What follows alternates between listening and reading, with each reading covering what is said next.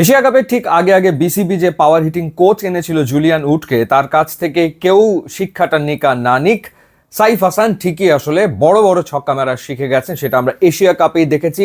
4 ইনিংসে 178 রান করার পথে এশিয়া কাপে 12টা ছক্কা হাঁকিয়েছিলেন সাইফ হাসান এবং অভিষেক শর্মা 19টা ছক্কা মেরেছেন। দ্বিতীয় সর্বোচ্চ 12টা ছক্কা মেরেছিলেন সাইফ। এবং এবার আফগানিস্তানের বিপক্ষে শারজার মাঠে সাইফ হাসানের ব্যাটে ছক্কার ঝড় দেখা গেল। 7টা ছক্কা হাঁকিয়েছেন তিনি এবং 6 মারাটাকে সহজ বানিয়ে ফেলেছেন। এশিয়া কাপের 4 ইনিংসে 12 ছক্কা, আফগানিস্তানের বিপক্ষে 3 ম্যাচের টি-20 সিরিজে 9 ছক্কা, অর্থাৎ আমরা যদি হিসাব করি 7 ইনিংসে তিনি ছক্কা মেরেছেন 21টা, অর্থাৎ গড়ে প্রত্যেক ম্যাচে 3টা করে ছক্কা তার।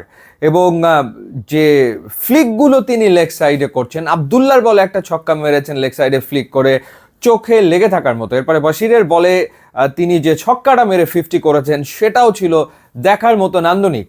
কোনো কোনো ছক্কা 90 মিটার, 92 মিটার, 95 মিটার লম্বা হয়ে যাচ্ছে। বিশাল বিশাল ছক্কা তিনি আসলে মারছেন। এবং সবচেয়ে ইম্পর্টেন্ট ব্যাপার, প্রথম দুটো টি-20তে যেরকম নাটক সিনেমা হয়েছে এবং তারপরে বাংলাদেশ ম্যাচ জিতেছে, থার্ড টি-20তেও সেটা হতেই পারতো। ওই রকম নাটকীয় পরিস্থিতি, এরপর হার্টের উপরে চাপ তৈরি হতেই পারতো, কিন্তু সাইফ হাসান সেটা আসলে হতে দেননি।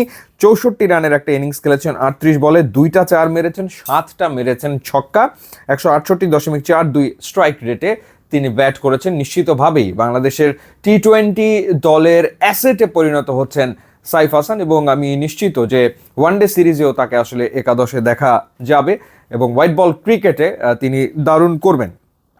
যদি প্রথমে অংশে আসি, বোলিংয়ের কথা বলি, বাংলাদেশের বোলাররা আরও একবার ম্যাচ জেতার মতো গ্রাউন্ড তৈরি করে দিয়েছে। প্রত্যেকেই ভালো বল করেছেন এবং সাইফুদ্দিন আউটস্ট্যান্ডিং ছিলেন। 3 ওভার বল করে 15 রানে 3 উইকেট তিনি নিয়েছেন। হতে পারতো তার ক্যারিয়ার সেরা পারফরমেন্স, 4 উইকেট এর আগে তিনি একবার নিয়েছিলেন, কিন্তু সেটা হয়নি। তানজিম হাসান সাকিব 4 ওভারে 24 রানে 2 উইকেট নিয়েছেন, নাসুমও 24 রানে 2 উইকেট নিয়েছেন এবং শরীফুল 4 ওভারে 33 রানে নিয়েছেন 1 উইকেট। রিশাদ যথারীতি এক্সপেন্সিভ হচ্ছেন, প্রত্যেক ম্যাচেই রিশাদ কিন্তু রান দিচ্ছেন, উইকেটও নিচ্ছেন। এই দিনও তিনি একটা উইকেট নিয়েছেন, বাট এই দিকটার প্রতি তার মনোযোগ দিতে হবে, অর্থাৎ কেমন করে আরো বেটার ইকোনমিতে বল করা যায়, কেমন করে আসলে 4 ছক্কা তুলনামূলক কম খাওয়া যায়। লেগ স্পিনাররা রান দেবে স্বাভাবিক, কিন্তু প্রতি ম্যাচে দেখা যাচ্ছে রিশাদ কিন্তু রান আসলে দিয়ে ফেলছে, সেই ঘটনাটা আসলে ঘটছে। তো যখন আসলে আফগানিস্তান 143-এ থেমে গেল, তখনই মনে হচ্ছিল যে বাংলাদেশ ম্যাচ জিতবে। এখন কতটা নাটক করে সেটা আসলে হয়নি, তবে চোখে লাগার মতো ছিল হচ্ছে পারভেজ হোসেন ইমন যেভাবে উইকেট থ্রো করে দিয়ে চলে আসছে, এই প্রবণতা তার ভেতরে আছে। অ্যাটাকিং ক্রিকেট খেলতে চায়, খুব ভালো কথা, টি-20তে সেটা খেলতে হবে, কিন্তু উইকেট থ্রো করার প্রবণতা রয়েছে পারভেজ হোসেন ইমনের ভেতরে।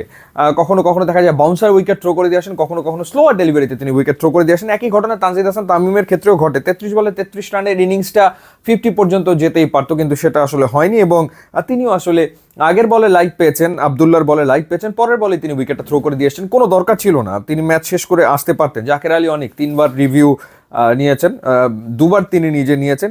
শেষমেশ তিনি আরও একবার আসলে আউট হয়েছেন, মুজিবের বলে এলবিডব্লিউ হয়েছেন 10 রান করে এবং শামীম হোসেন রানের খাতা খুলতে পারেনি। পরপর 2 বলে যখন 2 উইকেট পড়ে গিয়েছিল তখন মনে হচ্ছিল আবারও সেই নাটক কিনা, সেটা আসলে হয়নি।